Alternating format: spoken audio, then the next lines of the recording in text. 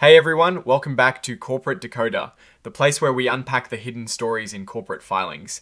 Today we're diving deep into Cardiol Therapeutics Inc.'s annual report for the 31st of December 2025. Get ready because this filing is a treasure trove of information on how this drug manufacturing company is doing behind the scenes. And hey, if deciphering these complex documents is your jam, make sure you're subscribed and join our Discord community linked in the description below. So what exactly is this document Cardiol Therapeutics Incorporated is filing? It tells us it's an annual report for the fiscal year ending the 31st of December 2025.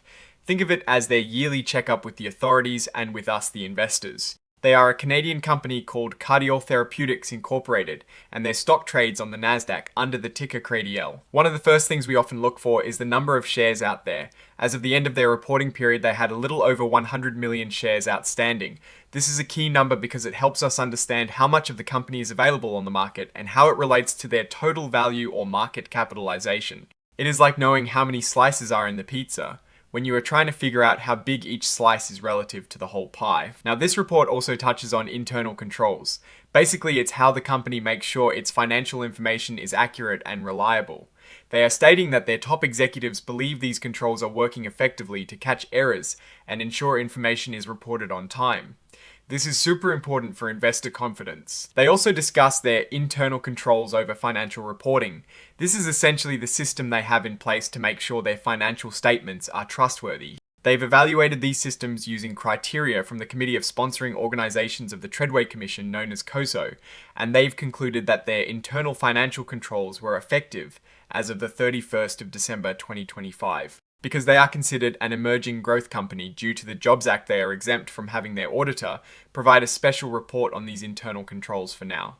That waiver is a common benefit for newer public companies. An important part of good corporate governance is the Audit Committee.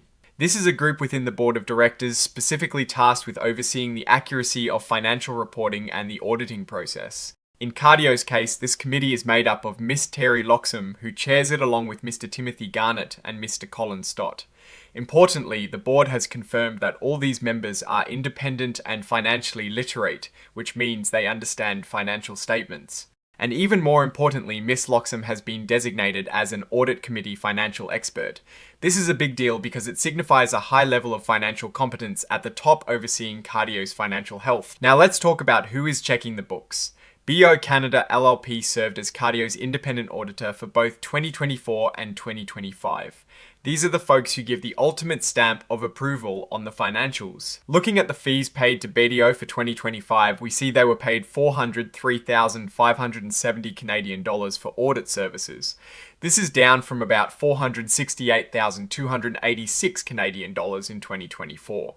This can sometimes indicate a more streamlined audit process or perhaps fewer complex issues, but it is worth keeping an eye on. Notably, there were no fees for audit-related tax, or other miscellaneous services.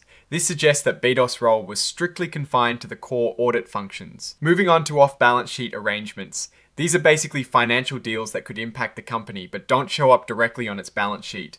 Cardiol explicitly states here that they do not have any such arrangements that are likely to have a material effect on their financial condition or results. This is generally a positive sign as it implies transparency and fewer hidden financial risks. For details on their contractual obligations, which would include things like lease agreements or debt payments, they are directing us to their management discussion and analysis section. This is a common place for companies to refer readers for more in-depth financial commentary. They also reference Exhibit 97.1, which is a clawback policy. This policy is important because it details how the company can recover compensation from executives if that compensation was based on inaccurate financial reporting. It is a mechanism to ensure accountability at the highest levels. This filing also incorporates by reference other key documents. The Annual Information Form for 2025 is included as Exhibit 99.1. This document typically provides a comprehensive overview of the company, its business operations, risks, and structure from a Canadian perspective. The real meat of the financial picture is in Exhibit 99.2, the audited financial statements for the year ended the 31st of December 2025. This is where the numbers that tell the story of Cardio's performance are found. Complementing the financial statements is Exhibit 99.3 Management's Discussion and Analysis, or MD-DAWI.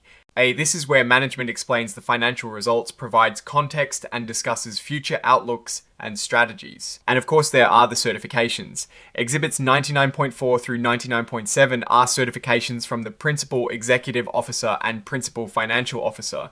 These are formal statements confirming the accuracy of the financial reports. Think of it as the CEO and CFO saying under oath that what is in this report is the truth and nothing but the truth. Finally, Exhibit 99.8 is the consent of independent registered public accounting firm Bedo Canada LLP. This shows that the auditors agreed to have their name associated with these financial statements and reports. Now, for my take on Cardiol Therapeutics Inc., based on this filing, this report presents a company that is organized and following all the regulatory requirements. They have robust governance in place with an independent audit committee and a designated financial expert. The reduction in audit fees this year might suggest some operational efficiencies or perhaps a simpler set of financial activities. The clear statement about no off-balance sheet arrangements is a point in their favor for transparency. However, this filing is primarily structural and procedural. It confirms